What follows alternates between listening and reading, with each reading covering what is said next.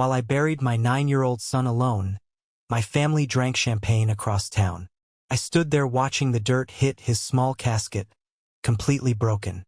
Then my phone buzzed. It was a text from my mom. It read, "Stop being dramatic, Mason. This is urgent. Come over now." She wasn't calling to comfort me. She meant my dead son's $850,000 trust fund. They had a wedding to pay for, and they thought they could crush me to get it. They had no idea I was about to destroy their perfect lives. Thank you for being here. Grab a warm glass of water, sit down, and listen as I tell you the whole story. The casket was small. That is the first coherent thought that ripped through my mind as the cemetery workers operated the mechanical pulley system, lowering Caleb into the dark earth. My 9-year-old son. My entire world. The wind whipped across the empty graveyard, cutting through my thin black suit, but I barely felt the cold. I just felt numb. My hands shook violently at my sides. I shoved them deep into my pockets, my fingernails digging into my palms until the skin nearly broke, trying to ground myself in physical pain because the emotional agony was too vast to comprehend. I looked around the open plot. It was just me and Elijah, my elderly neighbor who stood a few feet away, leaning heavily on his wooden cane, his eyes red and weeping. That was it. No aunts, no uncles, no grandparents. The people who shared my blood, the people who were supposed to be my safety net, were nowhere to be found. I pulled my phone out of my pocket. It was a reflexive habit, hoping maybe they were just stuck in traffic. Maybe there was a massive pileup on the highway. Maybe they were rushing here right now. I swiped the screen to unlock it, and my thumb accidentally grazed the Instagram icon. The app opened, refreshing the feed instantly. The screen illuminated with a burst of bright, saturated colors. It was a photo posted by my brother, Carter. He was standing in the grand ballroom of the Horizon Hotel, a place that charged more for a plate of food than I made in a week. He was wearing a custom-tailored tuxedo, his arm wrapped around his fiancée, Chloe. Surrounding them were my mother and my father. They were all holding up crystal flutes filled with expensive champagne. My mother was laughing, her head thrown back, pearls gleaming around her neck. The caption read, "Celebrating the future with the best family ever. Cheers to the golden couple." The timestamp said it was posted 4 minutes ago. For minutes ago, the minister was reading Caleb's final blessing. For minutes ago, I was dropping a handful of dirt onto my son's wooden box. My stomach violently turned. The sheer audacity of it knocked the breath out of my lungs. I stared at the bright, smiling faces on my screen, and the world tilted on its axis. My own parents, my own brother. Then, a banner notification dropped down across the top of the photo. A text message from my mother. I opened it, my hands trembling so hard I almost dropped the device. "Stop being dramatic, Mason. We have things we need to finalize. This is urgent. Come to the house immediately after you're done there. Bring the legal paperwork." She didn't mean the funeral programs. She didn't mean Caleb's death certificate. She meant the trust fund. The $850,000 college fund my ex-wife had set up for Caleb before our divorce. The money that was supposed to secure his future. My son was not even fully buried yet, and they were already circling like vultures. I locked the phone and slid it back into my pocket. The numbness evaporated, replaced by a cold, hard knot of absolute rage forming in the pit of my stomach. I walked over to the edge of the grave, reached into my coat, and pulled out Caleb's favorite plastic superhero action figure. Its paint was chipped from all the times he had gripped it during his hospital treatments. I dropped it gently into the hole. I stood up straight, the wind drying the tears on my face. The man who had walked into the cemetery was a broken, grieving father. The man walking out was someone entirely different. To understand how my own family could do something this monstrous, you have to understand the hell I walked through for 8 months, completely alone. The nightmare began on a rainy Tuesday afternoon in November. The hospital walls were that awful, sterile shade of pale green that makes everyone look sick. The pediatric oncologist, a weary-looking man named Dr. Evans, sat across from me in a cramped consultation room. The air felt heavy, suffocating. He didn't sugarcoat it. Rare blood disorder. Aggressive. The survival rates were statistics I instantly tried to scrub from my brain. Caleb was sitting out in the hallway, swinging his legs on a plastic chair, completely unaware that his childhood had just ended. I stumbled out of that office in a total daze. The first thing I did was call my mother. I needed her.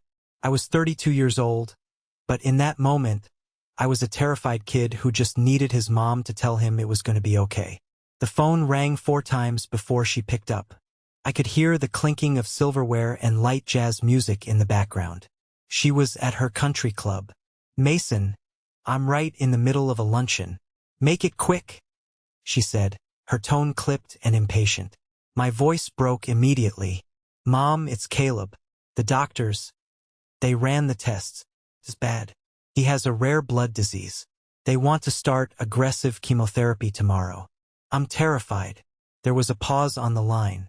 I waited for the gasp, the sudden shift in tone, the promise that she and Dad were rushing straight to the hospital. Instead, I heard her sigh, a long put-upon sigh. "Oh, Mason, please," she said, her voice dripping with condescension. "You always do this. You overreact to everything. Last year he had the flu and you acted like the world was ending. Doctors love to run expensive tests and scare parents. Just give him some vitamins and let him rest." "Mom, this isn't the flu," I choked out, gripping the edge of a trash can in the hallway to keep from collapsing. "This is cancer. He could die." "Stop being so morbid," she snapped. "Your brother is launching his new tech startup this week, and the stress is already killing your father and me. We cannot handle your manufactured drama right now. I'll call you this weekend. Give Caleb a kiss." Click. The line went dead. I stared at the phone screen until it faded to black. I tried calling my dad next. It went straight to voicemail. I called my brother, Carter. He answered on the second ring, sounding annoyed. "Look, man, I'm reviewing term sheets right now," Carter said before I even spoke. "Carter, Caleb is sick. Really sick. We're at Memorial Hospital," I pleaded. "Tough break. But hey, hospitals give me massive anxiety, you know that? Plus, I can't afford to catch a bug right now. The investors are coming to town. Tell the little guy to tough it out." He hung up. I stood in that sterile hallway, the fluorescent lights buzzing violently overhead. My son was sitting 10 feet away, trusting me to protect him from a monster inside his own blood, and my family had just slammed the door in my face. I realized right then that if Caleb was going to fight this war, I was the only army he had. I wiped my face, pasted on the biggest, bravest smile I could muster, and walked back out to my son. I promised him we were going to beat it. I promised him I would never leave his side. And for 8 months, I kept that promise, while my blood relatives vanished like ghosts. The next 8 months were a blur of beeping machines, midnight fevers, and the metallic smell of hospital cafeterias. I exhausted all my paid time off at work within the first month. By month 3, I had to quit my job entirely to become Caleb's full-time caregiver. My salary disappeared overnight. My savings account started draining like water through a sieve just to keep the lights on at my apartment and pay for the medications insurance refused to cover. But in the darkest corners of your life, you find out who your real people are. My neighbor, Elijah, an 80-year-old retired mechanic, became my lifeline. Elijah had hands like worn leather and a heart of absolute gold. When I was too exhausted to stand, Elijah would show up at my front door holding a steaming casserole dish. He would sit by Caleb's bed in the hospital, telling him wild, exaggerated stories about fixing classic cars, just to give me an hour to sleep in the waiting room. Elijah wasn't blood, but he was more of a grandfather to Caleb than my own dad ever was. Then there was Julian. Julian had been my best friend since we were kids playing in the dirt.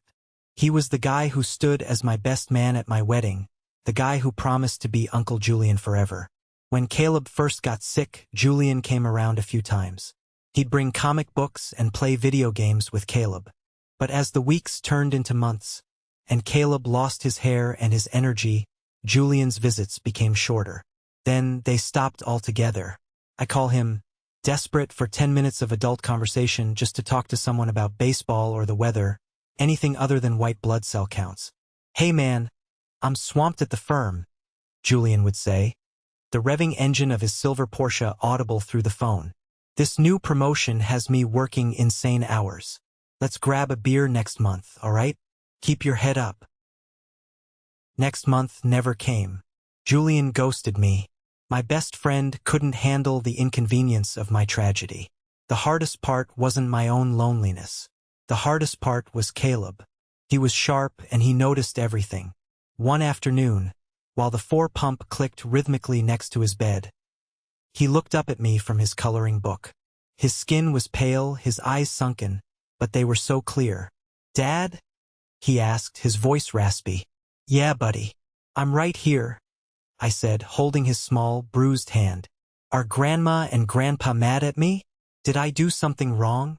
The question hit me like a physical blow to the chest. I swallowed the thick lump in my throat. "No, Caleb. No, buddy. They aren't mad at you," I lied, my voice shaking. They live far away and they have to work a lot. But they love you very much." "Uncle Carter doesn't come either," Caleb whispered, looking down at his crayons. "I miss them." I had to excuse myself.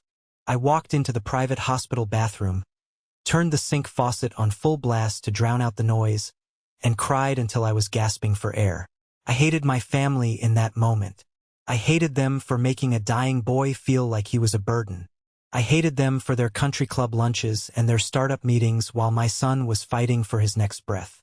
I wiped my face with a harsh paper towel, looked at my bloodshot eyes in the mirror, and vowed that I would never, ever let them hurt him again. The end came much faster than the doctors predicted. We were in month 8. The aggressive treatments had failed. The bone marrow transplant had been rejected. The cancer was everywhere. Dr. Evans pulled me into the hallway on a Thursday morning, his shoulders slumped, and told me the words every parent dreads more than death itself. "There is nothing more we can do. It's time to make him comfortable." I moved Caleb into a hospice room. I sat in a hard plastic chair next to his bed for 4 days straight. I didn't eat. I barely drank.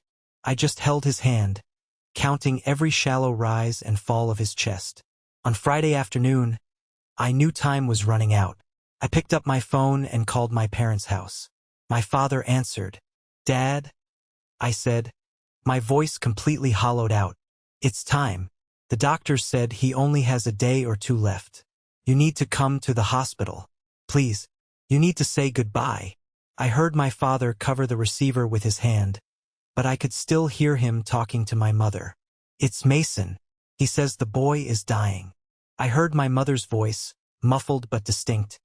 "Tell him we can't. The caterer tasting for Carter's wedding is in an hour. We put a massive deposit down." My father came back on the line. He cleared his throat. "Mason, son, listen. This is a very difficult time for you, and we don't want to intrude. Plus, Carter's wedding is coming up, and we are swamped with logistics. We'll pray for him from here." I didn't even argue. I just hung up. I didn't call Carter. There was no point. Caleb passed away on a Sunday morning at 6:14 a.m. The sun was just starting to peek through the hospital blinds, casting a golden glow across his pale face.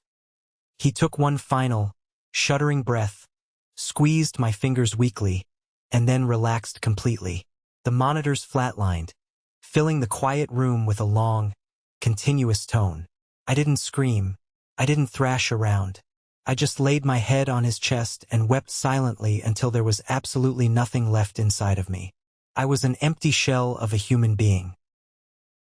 2 hours later, after the nurses had taken him away, I sat in the hospital lobby with Caleb's small duffel bag in my lap. I pulled out my phone and sent a group text to my parents and Carter. "Caleb is gone. He passed away at 6:14 this morning. Funeral arrangements will follow." I sat there staring at the screen. 10 minutes passed, then 20. Finally, a response came from my mother. It wasn't a phone call. It wasn't an offer to rush over and hold her grieving son. It was a single automated Apple emoji, pair of praying hands. Carter replied 5 minutes later, "Damn. Sorry bro, RIP." That was the sum total of their grief. A cartoon emoji and 4 detached words. My son's entire existence, his bravery, his laugh, his 9 years on this earth, dismissed with the push of a button so they could get back to picking out floral arrangements. I deleted their text thread right there in the lobby. I walked out of the hospital into the blinding morning sun, carrying the weight of the world on my shoulders, completely and utterly alone. Which brings me back to the day of the funeral. After reading my mother's callous text demanding I come over to talk about the trust fund, I got into my rusted 10-year-old sedan. The leather seats were cracked, the engine knocked, but it was all I had left. I put the key in the ignition, but I didn't turn it immediately. I sat in the cemetery parking lot, staring out the windshield at the rolling green hills. My body felt like it was filled with lead. Every muscle ached from the months of sleeping in hospital chairs. My brain was foggy, struggling to process the reality that I would never hear Caleb's voice again. But beneath that exhaustion, the cold knot of rage was expanding. They skipped his funeral for an engagement party, and now they wanted to raid the very fund that was meant for his future.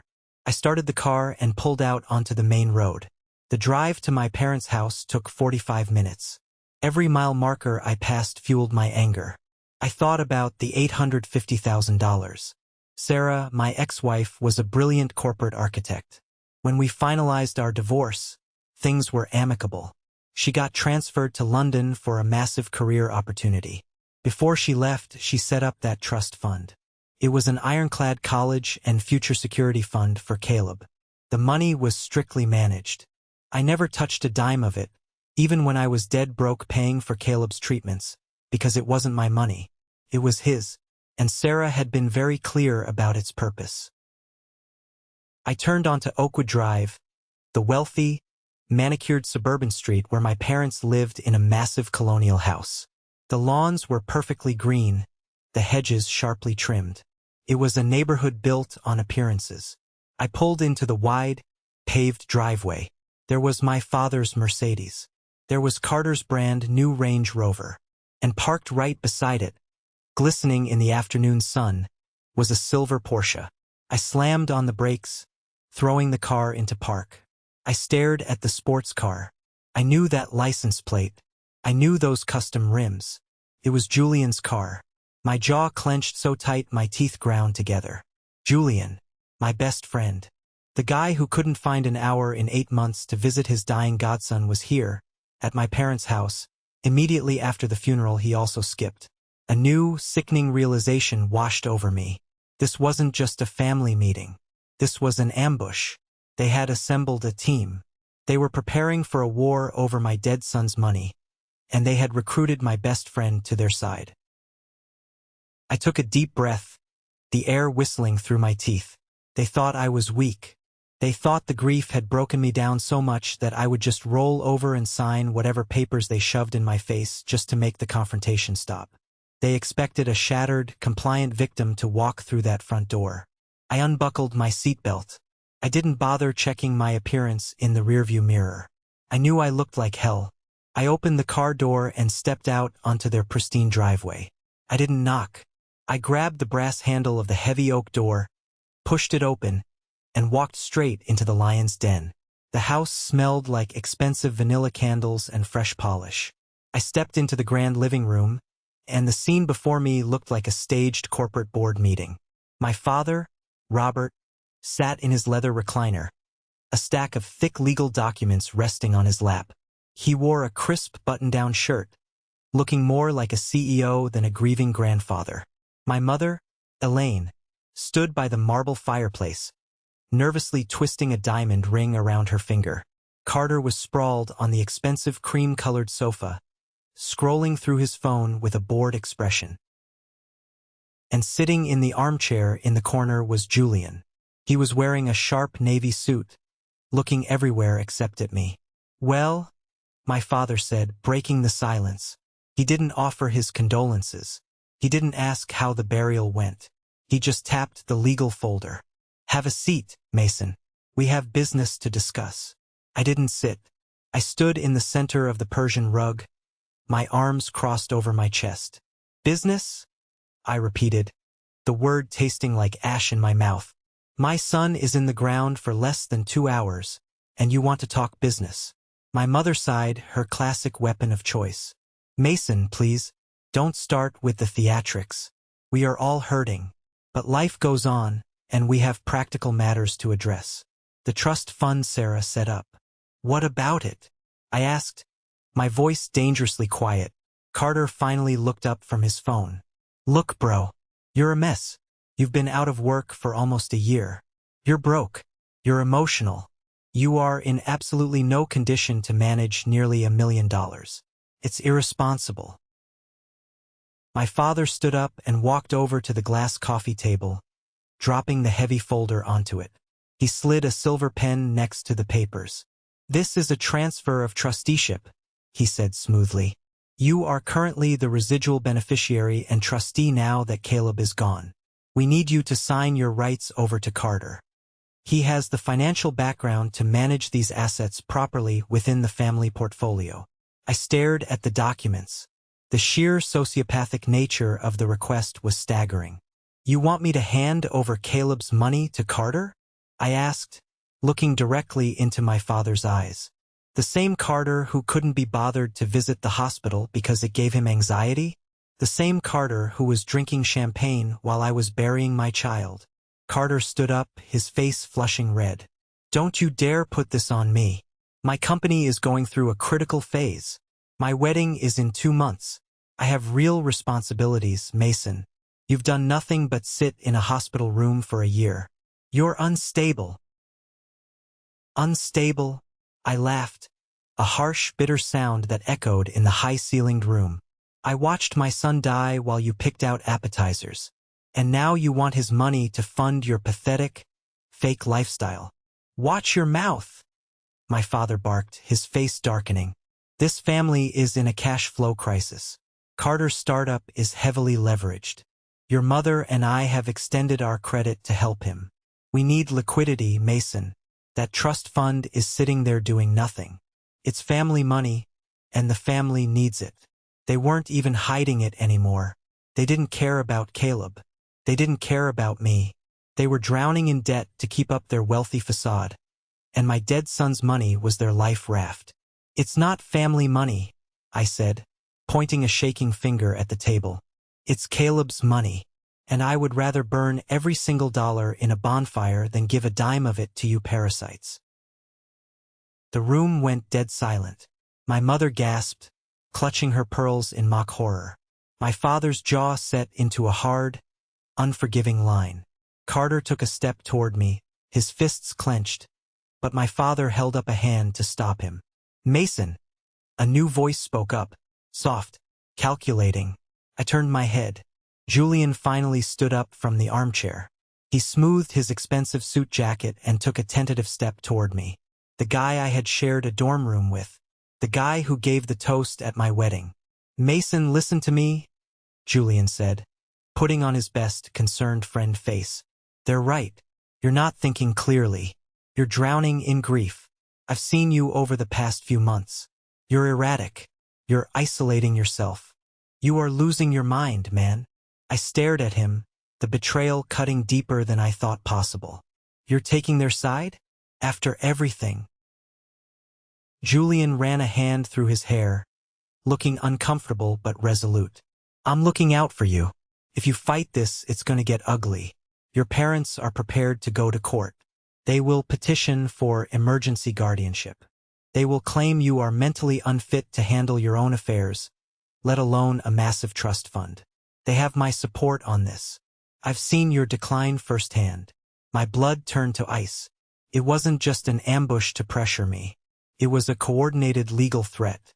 And Julian, my best friend, was their star witness to my supposed insanity. Why, Julian? I asked, my voice dropping to a whisper. Why are you doing this? Julian wouldn't meet my eyes. He looked down at the floor. Carter is doing big things. It's just business, Mason. Just sign the papers and let your family take care of you. I understood immediately. Julian was a mid-level accountant at a firm he hated. Carter was launching a heavily funded tech startup. They had bought him. My best friend had traded my son's memory and my sanity for a corporate job title.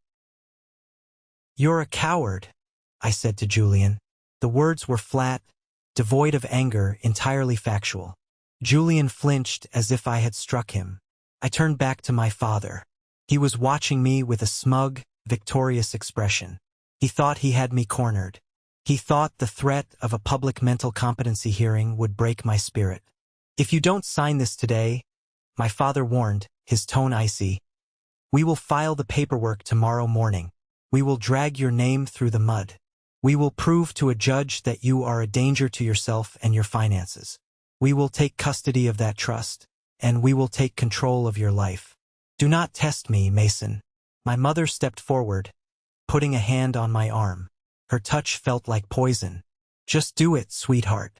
It's for the best. We know what's best for you." I looked at the silver pen resting on the glass table. I looked at the legal documents that would sign away the last piece of Caleb's legacy to these vultures. Then, I looked at the 4 people standing in the room. I felt a strange, terrifying calm settle over my entire body. The fear was gone. The grief was pushed into a tight box in the corner of my mind. I violently shoved my mother's hand off my arm. "File the paperwork," I said, my voice echoing with absolute certainty. I turned on my heel, walked out of the living room, and slammed the heavy oak front door shut behind me, the sound echoing like a gunshot through their pristine house. I practically ran to my rusty sedan. I threw myself into the driver's seat, locked the doors, and gripped the steering wheel so hard my knuckles turned white. My heart was hammering against my ribs like a trapped bird. They were going to sue me.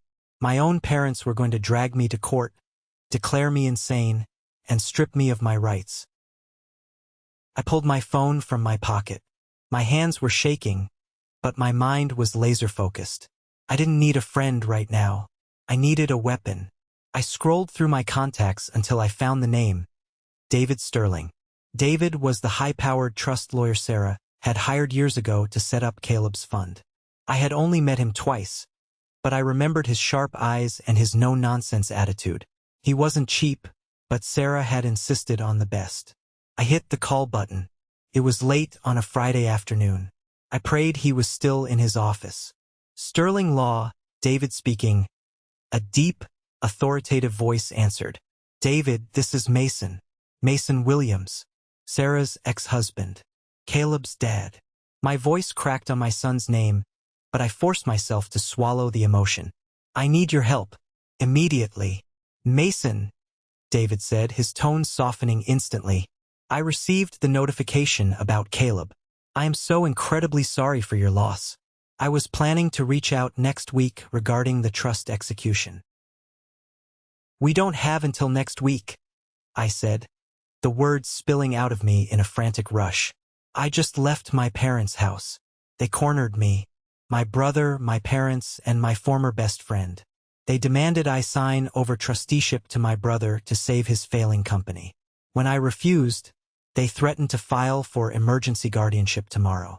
They're going to tell a judge I'm mentally unstable from grief to seize the $850,000.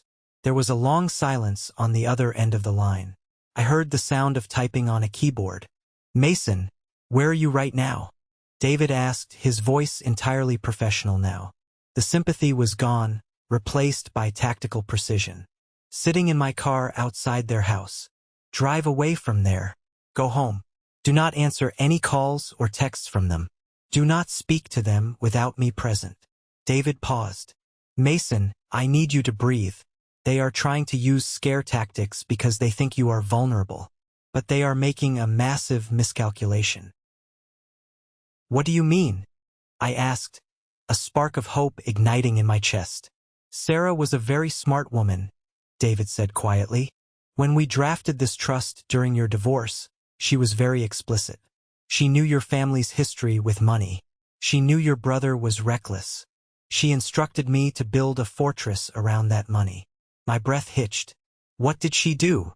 "She had me insert a hostile interference clause," David explained.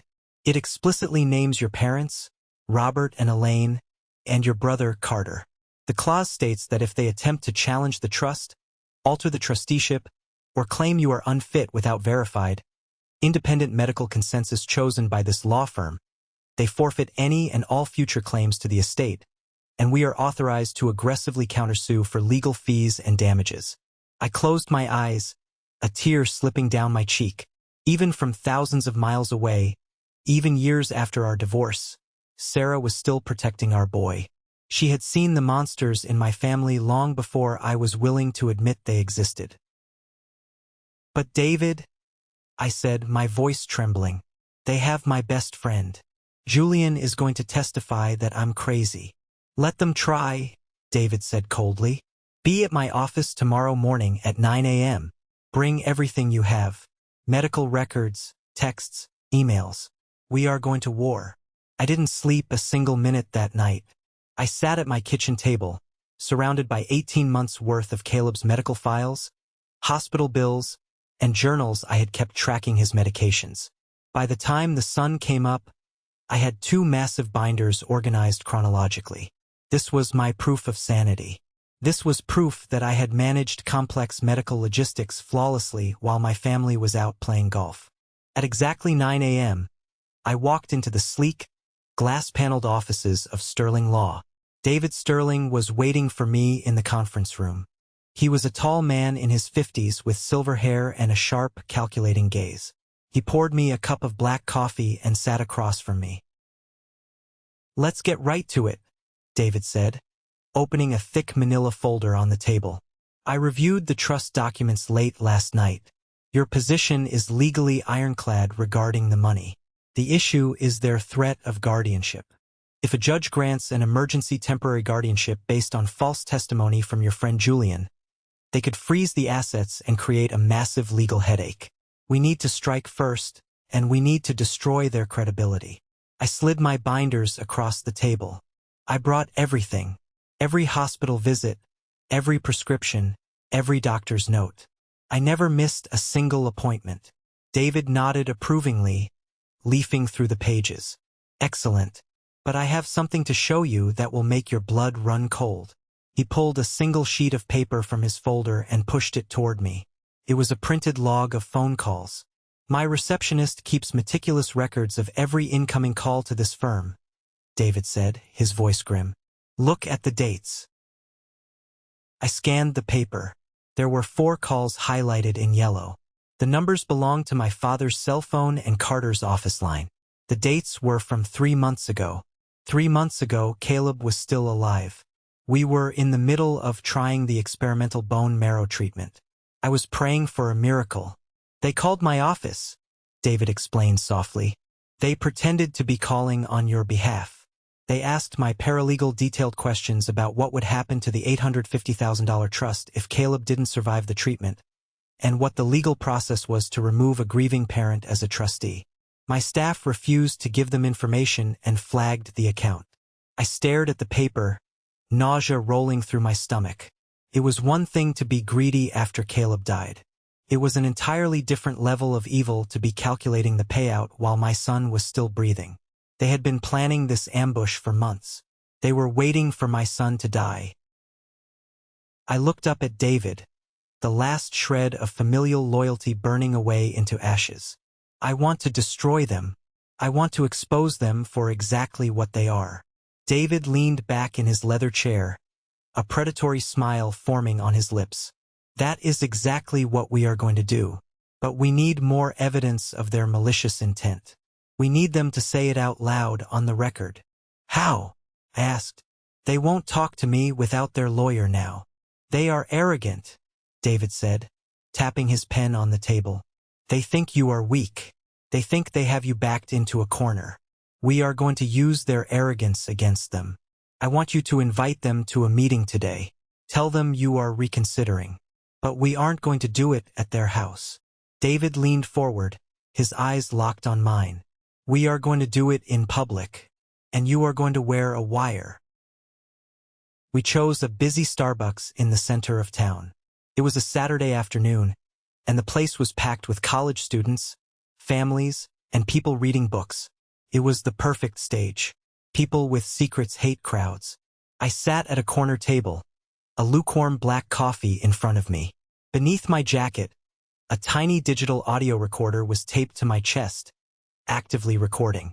My phone was face down on the table, loaded with the ammunition David and I had prepared.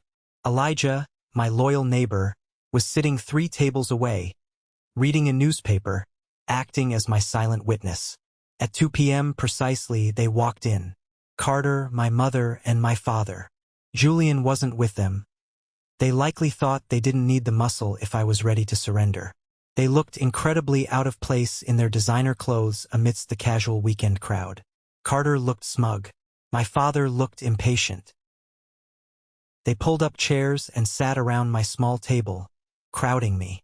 "Let's make this quick, Mason," Carter said loudly, drawing a few glances from nearby tables. "I have a meeting with my lead investor in an hour. Did you bring the signed transfer papers?" I took a slow sip of my coffee. "No, I didn't sign them." My father slammed his hand flat on the table, making the coffee cups rattle. "Mason, we discussed this yesterday. We are not playing games. If you didn't bring the papers, why did you call us here?" "Because I wanted to ask you a question in public," I said, keeping my voice perfectly calm and measured. "Why didn't you come to Caleb's funeral?" My mother rolled her eyes, leaning in close. "Mason, keep your voice down. We told you Carter's engagement party tasting was scheduled months in advance. We couldn't lose the deposit. We grieved in our own way." I reached for my phone, flipped it over, and unlocked it. I opened the photo gallery. "You grieved in your own way?" I asked loudly. Several people at the adjacent tables stopped talking and looked over. I slid the phone across the table. It displayed the Instagram photo of them holding champagne glasses, laughing. "This was posted at the exact minute they were lowering your grandson into the dirt," I said, my voice carrying across the quiet hum of the coffee shop. "You were drinking vintage champagne while I buried my child alone." Carter snatched the phone, his face turning an ugly shade of purple. "You pathetic loser," he hissed, leaning aggressively across the table. "You think anyone cares about your sob story? My company is bleeding cash. Chloe wants a $250,000 wedding. The trust fund is just sitting there. You don't need it. You live in a dump. Hand over the money, or we will ruin you." "Carter, quiet," my father snapped, realizing people were staring. He turned to me, his voice a low, threatening growl. "You have until Monday morning. If you do not sign that money over to the family portfolio to cover Carter's debts, I will file the guardianship papers. We have Julian's sworn statement that you are having psychotic breaks. We will have you committed, Mason. I brought you into this world, and I will lock you away to protect this family's assets. To pay off your debts," I clarified, making sure the microphone caught every word. "You want to declare me insane to steal a dead child's money to pay off Carter's failed startup. It's family money," my mother hissed venomously. "You owe us. We tolerated you and that sick kid for long enough. I had everything I needed." The audio recorder captured every threat, every admission of fraud, every piece of their vile extortion. I calmly stood up, took my phone from Carter's hand, and looked down at them. "I'll see you in court." I walked out of the coffee shop, leaving them stunned in their seats. Elijah followed me out a minute later, giving me a silent nod in the parking lot before getting into his own car. I drove straight to David's office and handed over the audio recorder. David listened to the playback, his eyes wide with disbelief, before a massive grin spread across his face. "They gave us the murder weapon," David said, carefully extracting the audio file to his secure server. "This is textbook extortion, but they are still going to strike. Prepare yourself, Mason. The next 48 hours are going to be brutal." David was right. They didn't wait until Monday. Sunday evening, I was sitting in Caleb's empty bedroom. I was holding the faded superhero pajamas he used to wear during his chemo treatments, just smelling the faint scent of his laundry detergent. The house was painfully quiet. Suddenly, a loud, authoritative knock hammered on my front door. I walked to the living room and looked through the peephole. A uniformed county sheriff's deputy was standing on my porch. My stomach dropped into my shoes. I unlocked the deadbolt and pulled the door open. "Mason Williams?" the deputy asked, his face totally blank. "A man just doing a job." "Yes, that's me." He thrust a thick manila envelope into my chest. "You've been served." He turned and walked back to his cruiser without another word. I stood in the doorway, the heavy envelope burning my hands. I went back to the kitchen table, ripped open the seal, and dumped the contents under the harsh overhead light. The bold black letters at the top of the document screamed at me. Emergency petition for temporary guardianship and asset freeze. I started reading, and with every page my horror grew. They hadn't just filed, they had gone nuclear. The petition claimed I was a danger to myself and the public, suffering from severe, unmedicated psychotic delusions brought on by grief. But it was the attached exhibits that made me physically sick. Exhibit A was a sworn affidavit from Julian. My best friend had written 3 pages detailing entirely fabricated stories. He claimed he had visited my house and found me talking to the walls. He claimed I had threatened physical violence against him. He explicitly stated that I was incapable of managing basic finances. Exhibit B was worse. It was a stack of Caleb's highly confidential medical records from Memorial Hospital. Pages of doctor's notes documenting moments when I had broken down crying in the ICU, twisted and presented out of context to make me look emotionally unstable. How did they get these? I was the only authorized contact. I flipped to the back page and saw the signature on the medical release form. Carter. He had used a forged power of attorney to illegally access my dead son's medical files just to weaponize my grief against me. My phone rang. It was David. "Did you get them?" he asked. "Yes," I breathed, my hands shaking as I held the forged documents. "David, they used Caleb's medical records. They got Julian to lie under oath. They're demanding the judge freeze the trust account immediately pending a mental evaluation." "I know," David said sharply. "I just received the electronic filing. The emergency hearing is set for Tuesday morning before Judge Peabody. She's tough, Mason. Very by the book. They are trying to overwhelm us with paper." "Can we win?" I asked, staring at the lies printed on the legal stationery, feeling the immense, crushing weight of their power. "Mason," David said, his voice cold and deadly, "they just committed perjury, fraud, and violated federal HIPAA laws in a single filing. They didn't just dig their own graves. They built the coffins. Get some sleep." On Tuesday, we dropped the bomb. Tuesday morning arrived with a cold, biting wind.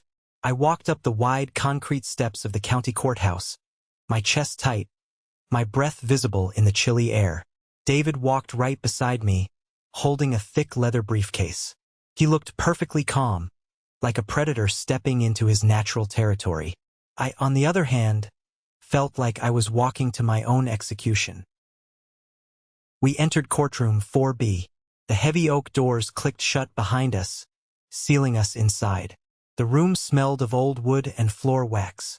Across the center aisle, sitting at the plaintiff's table, was my family. My father wore a dark charcoal suit, his posture rigid. My mother had a tissue dabbed carefully at the corner of her dry eyes. Carter sat next to them, looking mildly annoyed that he had to be awake this early. And sitting directly behind them in the first row of the gallery was Julian. He caught my eye for a fraction of a second before quickly looking down at his expensive leather shoes.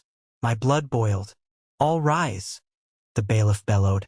Judge Marion Peabody walked in. She was a woman in her late 60s with silver hair pulled back into a severe bun, and eyes that looked like they could cut through steel. She took her seat at the high bench, arranged her files, and looked down at the courtroom. "I have reviewed the emergency petition for guardianship and asset control," Judge Peabody said, her voice echoing off the wood-paneled walls. "These are incredibly serious allegations regarding Mr. Mason Williams's mental fitness and his ability to manage a substantial trust fund. We will hear from the petitioners first." My father's lawyer, a slick guy in a pinstripe suit, stood up. He spent the next 20 minutes painting a picture of a broken, deranged man. He talked about my divorce, my lack of a steady salary over the last year, and how the grief of the funeral had pushed me over the edge. Then he called his star witness. The petitioners called Julian Vance to the stand. Julian walked up, placed his hand on the Bible, and swore to tell the truth. He sat in the witness box, looking directly at the judge. Mr. Vance, you have been Mason Williams's best friend for over a decade, correct? The lawyer asked. Yes, Julian said, his voice dripping with fake sympathy. I was his best man. I love him like a brother. But since Caleb got sick, Mason completely unraveled. He stopped sleeping. He became paranoid. Last week, I went to his house and he was screaming at the walls. He threatened me physically when I suggested he needed psychiatric help. He is completely detached from reality. Leaving him in charge of that college fund is a disaster waiting to happen. I gripped the edge of the wooden table so hard my fingers went numb. He was lying through his teeth without a single stutter. The opposing lawyer smiled and sat down. Your witness. David stood up slowly. He didn't carry any notes. He walked right up to the witness stand, his eyes locked onto Julian. Mr. Vance? David began, his voice dangerously quiet. You care deeply about Mason's well-being. Is that your testimony today? Absolutely, Julian nodded. And you have no ulterior motive for participating in this attempt to strip him of his legal rights? None, Julian said, though his left eye twitched slightly. David turned and walked back to our table, picking up a single piece of paper. Mr. Vance, where were you employed last month? Julian frowned. I was a senior accountant at Miller and Hayes. Were you? David asked, raising an eyebrow. Because I have here an employment contract, filed with the state tax board just 3 days ago. It shows that you accepted a new position, a massive promotion, Director of Finance at Horizon Tech Solutions, with a starting salary of $250,000. The courtroom went dead silent. Carter shifted violently in his chair. Horizon Tech Solutions, David continued, turning to look directly at the judge. The startup company owned and operated by Carter Williams. The man sitting right there. The man trying to seize the trust. Julian's face drained of all color. He opened his mouth, but no sound came out. Isn't it true, Mr. Vance? David's voice cracked like a whip. That Carter Williams bought your false testimony today with a $250,000 promotion? Isn't it true you are lying under oath to help him steal a dead child's inheritance? Objection! The opposing lawyer shouted, jumping to his feet. Overruled. Judge Peabody snapped, her eyes glaring daggers at Julian. The witness will answer the question. Julian slumped in the chair, sweat beading on his forehead. I just do accounting. David smiled coldly. No further questions for this witness, Your Honor. The momentum in the room shifted instantly. You could feel the air pressure change. My father's lawyer looked frantically at his notes, realizing his star witness had just been completely compromised. But David wasn't done. Not even close. Your Honor, the defense calls Catherine Winters to the stand. A middle-aged woman in a neat cardigan walked through the double doors and took the oath. She was the chief records administrator at Memorial Hospital. David approached her gently. Ms. Winters, the petitioners submitted a stack of highly confidential medical records belonging to Caleb Williams to this court. Can you explain how those records were obtained? Catherine adjusted her glasses. Yes, 2 weeks ago, a man came into our records department.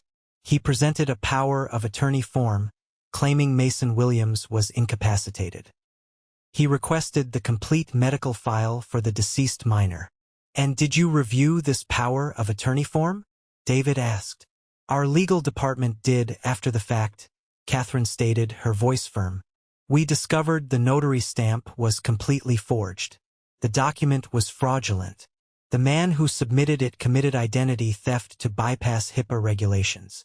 Do you see the man who submitted the forged document in this courtroom today? David asked. Catherine pointed a steady finger directly at the plaintiff's table. Yes, it was Carter Williams. Carter practically jumped out of his chair. That's a lie. I was just getting family records. Sit down and remain silent, Mr. Williams. Judge Peabody roared, banging her gavel so hard the sound cracked through the room. One more outburst and you will be sitting in a holding cell for contempt. Carter sank back into his chair, his face pale, his bravado entirely stripped away. My mother put her face in her hands.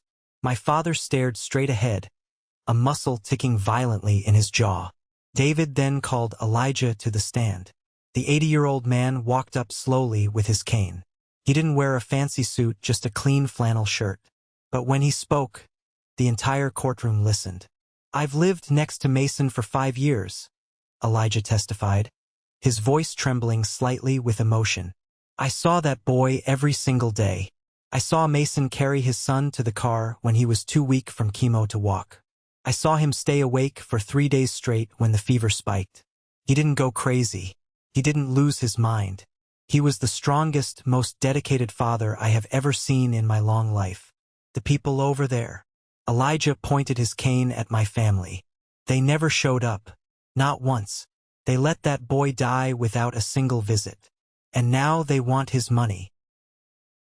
Judge Peabody looked from Elijah to me, her stern expression softening for just a fraction of a second. Then she looked over at my parents. The look she gave them was one of pure, unadulterated disgust. David walked back to our table and placed his hand on my shoulder. He looked up at the bench. Your Honor, David said, the petitioners have claimed my client is mentally unfit, that he is a danger to the assets, and that they are filing this petition out of deep family concern. We have one final piece of evidence to submit. We request permission to play an audio recording, legally obtained in a public venue where there is no reasonable expectation of privacy. Judge Peabody nodded. Proceed, counselor. David plugged his laptop into the court's audio system. He hit play. The high-quality speakers in the courtroom crackled to life. The background noise of the busy coffee shop filled the room. The clinking of cups, the low hum of chatter. Then, my voice came through crystal clear. You grieved in your own way? This was posted at the exact minute they were lowering your grandson into the dirt. You were drinking vintage champagne while I buried my child alone. The sound of Carter snatching the phone echoed loudly. Then, Carter's furious, arrogant voice blasted through the courtroom. You pathetic loser. You think anyone cares about your sob story? My company is bleeding cash. Chloe wants a $250,000 wedding. The trust fund is just sitting there. You don't need it. You live in a dump. Hand over the money, or we will ruin you. My father's lawyer dropped his pen. It clattered loudly onto the wooden table. He put his head in his hands. He knew it was completely over. The recording continued. My father's threatening growl vibrated through the speakers. We will have you committed, Mason. I brought you into this world, and I will lock you away to protect this family's assets. And then, my mother's venomous hiss, the final nail in their coffin. It's family money. You owe us. We tolerated you and that sick kid for long enough. David hit the spacebar, stopping the audio. The silence in the courtroom was absolute. It was a heavy, suffocating silence. I looked over at the plaintiff's table. They were completely destroyed. Carter was staring at the floor, his chest heaving in panic. My mother was openly weeping, her carefully applied makeup running down her face in dark streaks. My father looked like he had aged 20 years in 20 seconds. They were exposed. The pristine, wealthy masks they wore for society had been ripped off, revealing the ugly, greedy monsters underneath. Judge Peabody sat frozen on the bench. Her face was a mask of cold, terrifying fury. She looked down at my family, her eyes burning. Mr. Sterling, Judge Peabody said, her voice dropping an octave. Is there anything else? No, Your Honor. The defense rests. Judge Peabody turned her piercing gaze to my father's lawyer. Counselor, do you have anything to say in defense of this absolute abomination of illegal filing? The lawyer stood up, his hands shaking. Your Honor, my clients maintain that they were acting out of concern for. Save it, the judge barked. Do not insult my intelligence, and do not further insult this courtroom. Sit down. The lawyer immediately sat down, refusing to look at my parents. Judge Peabody folded her hands on the bench. In my 25 years on the bench, I have presided over difficult family disputes. I have seen greed. I have seen anger. But I have never, in my entire career, witnessed a display of such malicious, calculated, and breathtaking cruelty. She pointed a finger at Carter. You used forged documents to steal a deceased child's medical records to weaponize them against a grieving father. She pointed at my parents. You stood before this court and claimed you were trying to protect your son, when your own words prove you were orchestrating a malicious extortion plot to steal an inheritance to cover your own financial failures. She finally looked at Julian. And you, Mr. Vance. You sold your soul and committed blatant perjury for a corporate title. She picked up her heavy wooden gavel. I am ready to rule. The courtroom held its collective breath. Even the bailiff standing by the door seemed completely frozen. The emergency petition for temporary guardianship and asset control is dismissed with extreme prejudice, Judge Peabody announced, her voice ringing out with absolute authority. The trust fund will remain entirely under the control of Mason Williams. A massive weight lifted off my chest. The crushing pressure that had been sitting on my lungs for days finally evaporated.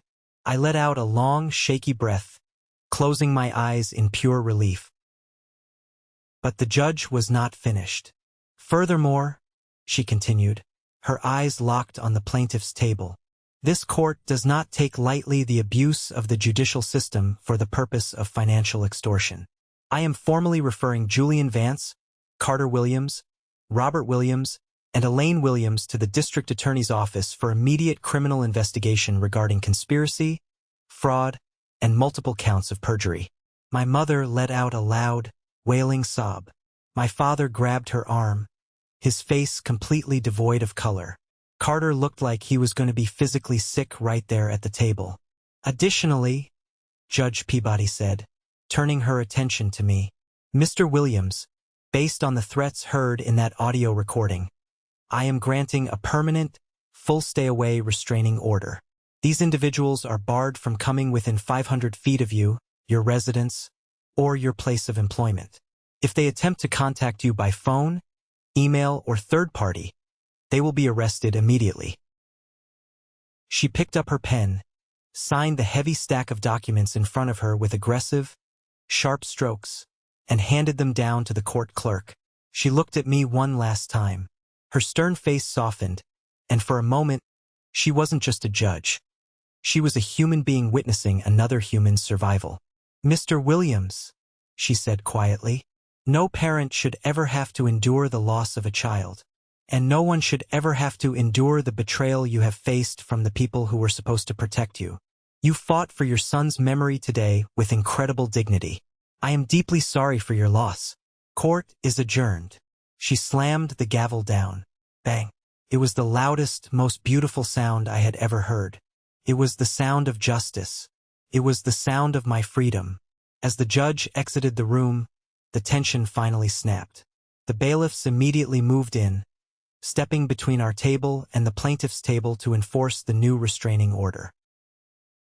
David turned to me, a huge, genuine smile on his face. He extended his hand. We did it, Mason. The money is safe. You are safe. They can never touch you again. I shook his hand, pulling him into a brief, hard hug. Thank you, David. Thank you for believing me. I turned around and saw Elijah leaning over the gallery railing. The old man had tears streaming down his weathered cheeks. He gave me a slow, proud nod. I walked over and hugged him tightly. Across the aisle, my family was in utter chaos. Their lawyer was packing his briefcase at lightning speed, actively ignoring my father's frantic questions.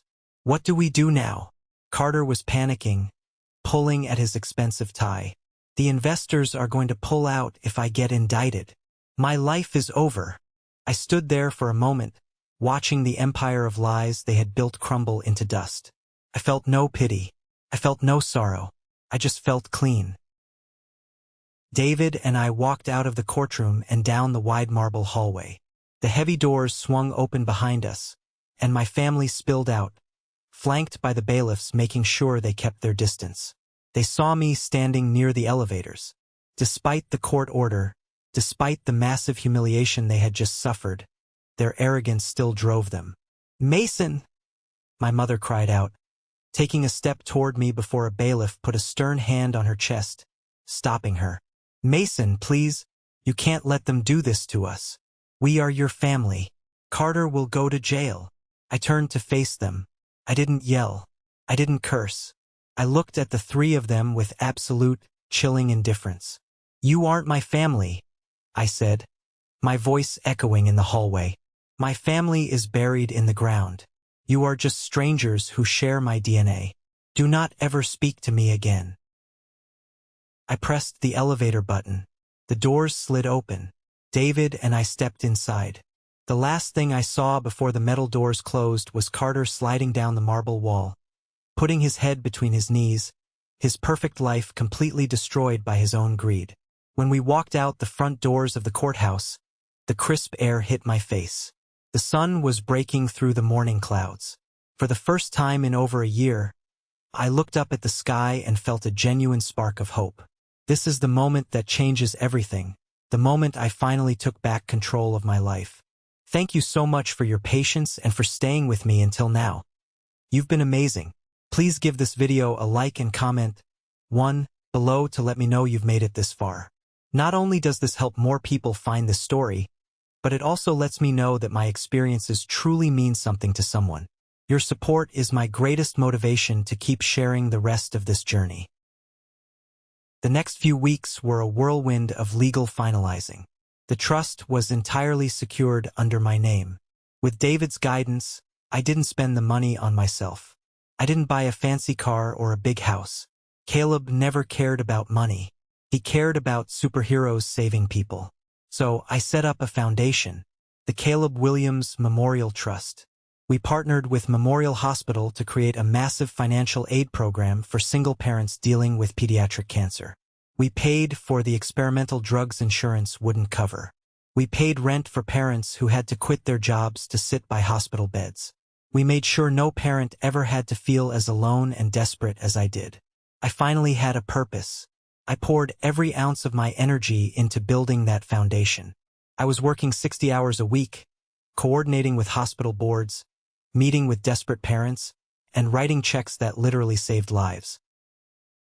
Meanwhile, karma was handling my blood relatives with brutal efficiency. I didn't have to seek them out. Their downfall made the local business news. Once the district attorney opened the criminal investigation for perjury and fraud, Carter's startup collapsed overnight. His lead investors pulled their funding immediately, citing the morality clause in their contracts. Without the capital, the company declared bankruptcy within a month. Chloe, his beautiful fiancée who wanted the $250,000 wedding, packed her bags and left him the moment the money dried up. Julian was fired from his accounting firm. No reputable financial institution will hire a man publicly investigated for lying under oath to steal money. He lost the silver Porsche to repossession. And my parents? The crushing legal fees from their defense attorneys drained their retirement accounts. They had to sell the massive colonial house in the wealthy suburbs and downsize to a small apartment across the state, forever running from the shame of what they had done. 6 months passed. The leaves on the trees turned bright orange and fell to the ground. Winter arrived, covering the city in a blanket of quiet snow. I was sitting in David's office on a Tuesday afternoon, signing the final tax documents for the foundation's end-of-year filings. We were drinking coffee, reflecting on how far everything had come. David closed the thick ledger. "Everything is perfectly in order, Mason. The foundation helped 22 families this quarter alone. You've done something incredible." "We did it," I corrected him. "I couldn't have navigated any of this without you." David smiled, but then his expression grew serious. He opened a desk drawer and pulled out a single, thin manila folder. He placed it carefully on the desk between us. "Mason," David said softly, When we were doing the discovery phase for the trial, we subpoenaed all of your parents' financial records to prove their motive of debt. My paralegals combed through thousands of pages. We found this buried in the back of a file last week. I debated whether or not to show you. My heart gave a slow, heavy thump. Show me what? David opened the folder. Inside was an application form with a major life insurance company. I need you to look at the date on this application, David said, pointing to the top right corner. I leaned forward. The date was exactly 2 weeks after Caleb received his terminal diagnosis. Your parents, David said, his voice laced with absolute disgust, attempted to purchase a $2 million life insurance policy on Caleb. They listed themselves as the sole beneficiaries. The room started to spin. The air was sucked out of my lungs. I stared at the signatures at the bottom of the page. Robert and Elaine Williams. They tried to bet on his death, I whispered, the sickening reality washing over me like a bucket of ice water.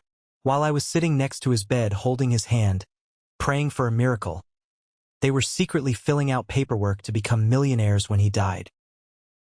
David nodded slowly. The insurance company denied the application immediately, of course. You cannot take out a policy on a child who has already been diagnosed with a terminal illness. They rejected it due to pre-existing conditions. Your parents knew he was going to die, and their first instinct wasn't to comfort him. Their first instinct was to try and cash in. For a long moment, I didn't say anything. I just stared at the piece of paper. A year ago, this revelation would have broken me. It would have sent me spiraling into a deep, dark depression. I would have screamed, cried, and demanded to know how my own mother and father could be so unimaginably evil. But sitting there now, 6 months removed from the toxic poison of their presence, I felt nothing. No anger, no tears, just cold, clinical closure. It was the final confirmation I needed. The tiny, nagging voice in the back of my head that sometimes wondered if I had been too harsh, if I should have offered them a chance to apologize, was silenced forever. They were not broken people who made a mistake out of desperation. They were predators. I closed the folder and slid it back across the desk to David. Shred it, I said calmly. I don't care anymore. They don't exist to me. David looked at me, a profound respect in his eyes. He picked up the folder and dropped it directly into the heavy-duty shredder next to his desk. The machine whirred loudly, turning the last piece of their greed into confetti. Good man, David said. Now let's go check on the real legacy. We left the law office and drove across town to Memorial Hospital. We walked through the sliding glass doors, past the lobby where I had received that awful text message from my mother, and took the elevator up to the 4th floor. When the doors opened, I didn't see the sterile, depressing pale green walls of the past. The walls were painted a bright, vibrant ocean blue. Beautiful murals of sea turtles, dolphins, and coral reefs stretched down the hallway. The lighting was warm and welcoming. At the end of the hall, a massive wooden plaque hung on the wall. The carved letters read, "The Caleb Williams Pediatric Oncology Wing." I walked slowly down the hall, tracing my fingers along the painted walls. We had funded the entire renovation. We had purchased new, comfortable sleeper chairs for every single patient room so parents wouldn't have to sleep on hard plastic. We had installed video game consoles in the treatment rooms to distract the kids during chemo. A young woman in a white doctor's coat walked out of one of the rooms. She saw us and immediately smiled, walking over. "Mr. Williams. Mr. Sterling," she said warmly, extending her hand. "Hi, Dr. Jennifer," I said, shaking her hand. Jennifer was the first recipient of the Caleb Williams Medical Scholarship. She was a brilliant medical student who had almost dropped out of her residency because she couldn't afford the tuition. Our foundation covered her remaining debt on the condition she specialized in pediatric rare blood disorders. Now, she was one of the top attending physicians on the floor. "How are the kids today?" I asked. "They are fighting hard," Jennifer said, her eyes shining with dedication. "We have 2 patients going home this week. Their white cell counts look fantastic. And the new sleeper chairs? The parents haven't stopped thanking us. You've completely changed the environment here, Mason. Caleb changed it, I corrected her gently. I'm just delivering his message. We walked the floor for an hour. I didn't feel the suffocating grief I used to associate with this building. I saw a little boy playing a video game while hooked up to N4, laughing loudly at the screen. I saw a mother sleeping peacefully in one of the new chairs, holding her daughter's hand. I realized then that the $850,000 hadn't just been saved from the hands of greedy people. It had been weaponized for good. My son's life was short, tragically short, but his impact was going to echo through these halls for decades. He was saving lives he would never even meet. As David and I walked back to the car, the winter air felt crisp and clean in my lungs. You did good, Mason, David said, unlocking his car. Your boy would be incredibly proud of you. I know, I said, looking up at the hospital windows. I really think he is. I drove home that night to my small apartment. It was quiet, but it wasn't lonely. Elijah came over for dinner, bringing a fresh pot of stew. We sat at the kitchen table, eating and talking about his old cars. We laughed. I actually laughed out loud. A deep, real laugh from the chest. I looked across the table at the 80-year-old man who had stood by me when my own blood ran away. I thought about David, who fought like a gladiator to protect me. I thought about Sarah, who loved our son enough to build a fortress around his future. That was my family. A year to the exact day of the funeral, I drove back to the cemetery. The wind wasn't howling this time. It was a beautiful, clear spring morning. The grass was bright green, and the trees surrounding the property were beginning to bloom. I parked my car and walked down the paved path toward Caleb's plot. I wasn't the broken, trembling man I had been a year ago. I walked with my shoulders back, holding a small bouquet of bright yellow sunflowers. When I approached his headstone, I stopped. There was someone already there. A woman in her 30s was standing near the grave, holding the hand of a little girl who looked to be about 7 years old. The little girl had short, fuzzy hair, the unmistakable sign of a child whose hair was growing back after chemotherapy. I walked up slowly. The woman heard my footsteps and turned around. She looked startled for a moment. Then her eyes dropped to the sunflowers in my hand. I'm so sorry, she said quickly, stepping back. We didn't mean to intrude. Are you Mason? Yes, I said gently. I'm Caleb's dad. Tears instantly welled up in the woman's eyes. She put her hand over her mouth, her shoulders shaking slightly. Oh my God, I've wanted to meet you for so long. I'm Rachel, and this is my daughter, Emma. Emma peeked out from behind her mother's leg and gave me a shy wave. Emma was diagnosed with a rare leukemia 8 months ago, Rachel explained, wiping her eyes. I'm a single mom. I work as a waitress. When the hospital told me what the co-pays for the experimental treatments were going to be, I thought I was going to lose her. I couldn't afford it. I was terrified. She reached down and gently touched Emma's shoulder. Then the social worker told me about the Caleb Williams Memorial Trust. Your foundation covered everything, Mason. Every single bill. You paid our rent for 3 months so I could stay in the hospital with her. Because of you, because of your son, Emma is in total remission today. The doctors say she's going to live a long, healthy life. I stared at the little girl. She was vibrant, full of life, holding a small pink teddy bear. She looked at me with bright, clear eyes. We just came to say thank you, Rachel whispered. We wanted to thank Caleb. I felt a massive lump form in my throat, but it wasn't from grief. It was from an overwhelming, profound sense of peace. I crouched down to be eye level with the little girl. Hi, Emma, I said softly. Hi, she squeaked. Thank you for helping my mom. You're very welcome, I smiled. Caleb would be really happy to know you're doing so well. He was a superhero, just like you. Rachel and Emma stayed for a few more minutes before giving me a hug and walking back toward the parking lot. I watched them go, a mother and daughter walking into the future, a future that existed because my son had lived. I turned back to the polished granite headstone. I knelt down on the soft grass. I placed the bright yellow sunflowers against the stone. Then, I reached into my jacket pocket and pulled out a brand new plastic superhero action figure. I set it right next to the flowers. I kept my promise, buddy. I whispered to the quiet morning air. We protected it. And we used it to save the world, just like you wanted. I stood up, taking a deep breath of the fresh spring air.